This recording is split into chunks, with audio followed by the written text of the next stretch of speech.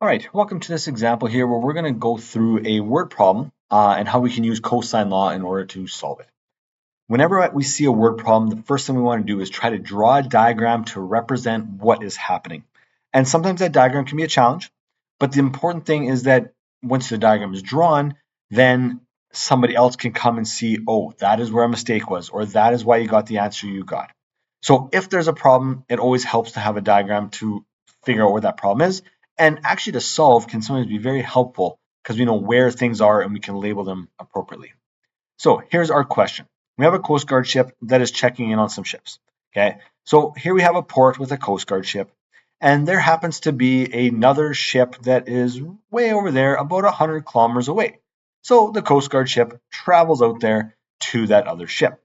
Then it realized that it goes another 80 kilometers to another ship way over there, and we are told that the angle between the two paths is 150 degrees. So all I'm doing is reading through the example and then trying to draw out what I'm seeing. Now, sometimes I might get it, sometimes I might be a bit off.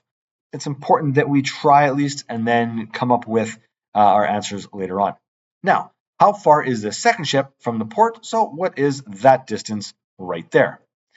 All right, now that we have all of this, we need to figure out what that dimension is and start with labeling with our sides and our angles. So A, B, and C I'm going to use, and we're going to try to find what is side A. If we're going to find side A, we're going to use the A squared version of cosine law, which involves or has angle A in it as well. All right, we know what B and C are. We know what angle A is, so we're going to plug those values in. I didn't use units because, well, it's just not enough room on here. It's a lot, but I know I'm going to have to put my units back in later.